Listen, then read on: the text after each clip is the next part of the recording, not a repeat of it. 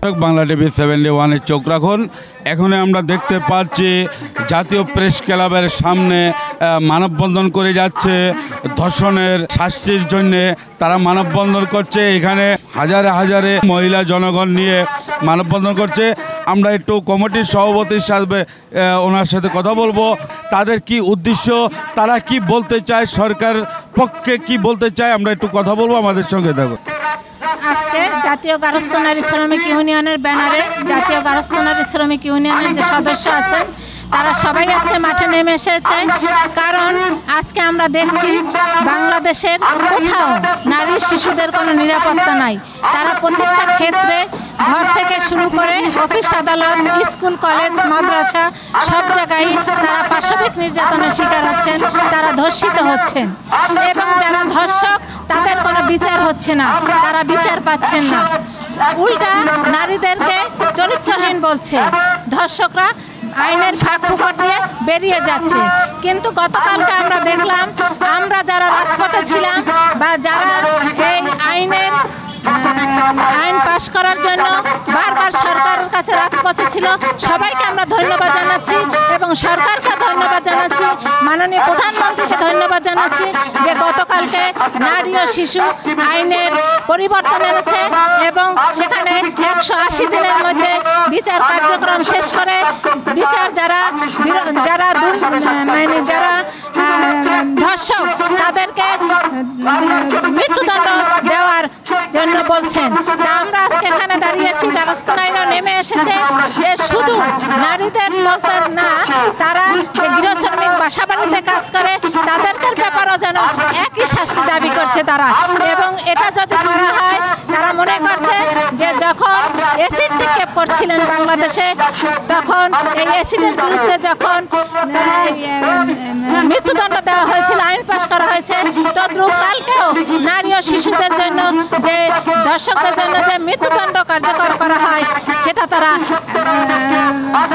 করছেন যে তাদের এটা যেন বাস্তবায়ন হয়, এটা যেন কাগজে কলমে না থাকে। এটা যেন অনেক আইন আছে, তারা বলছে যে অনেক আইন আছে কিন্তু কোনো আইনের বাস্তবায়ন নাই, কোনো আইন প্রয়োগ হচ্ছে না। তাই এই আইনটাও যেন সেই রকম পড়ে না থাকে, এটা যেন বাস্তবায়ন হয়, এটা যেন তারা চাচ্ছে। ধন্যবাদ। আপনারা জানেন প্রায় 1 মাস ধরে সারা দেশব্যাপী নারী, শিশু, শ্রমিক, গৃহ শ্রমিক, গার্মেন্টস শ্রমিক যেভাবে ধর্ষিত হচ্ছে, নির্যাতিত হচ্ছে, তার প্রতিবাদে দেশের মানুষ ফুঁসে উঠেছেন।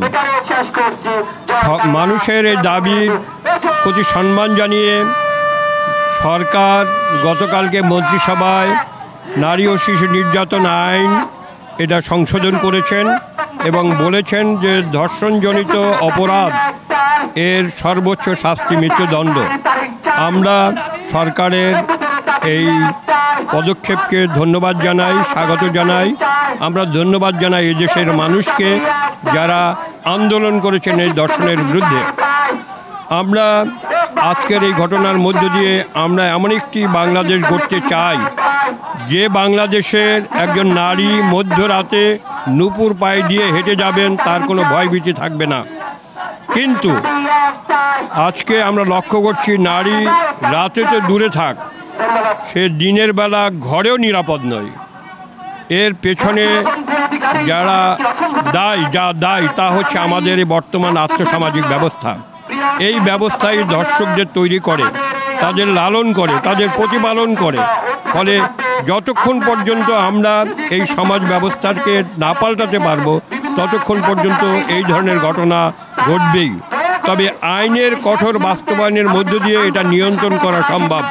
আমি আজকের এই দিনে দাঁড়িয়ে একথা বলবো, আইন প্রয়োগকারী সংস্থা তারা যেন এই আইনের কঠোর বাস্তবায়ন করেন এবং নারী এবং শিশুকে সুরক্ষা দেন। সবাইকে ধন্যবাদ। ধন্যবাদ আপনাকে আমাদের বাংলা টিভি 71-এ থাকার জন্য। থ্যাংক ইউ আপনাদের সবাইকে।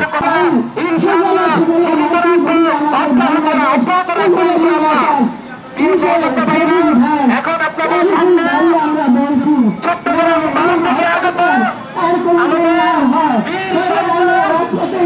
শিক্ষা অভিযান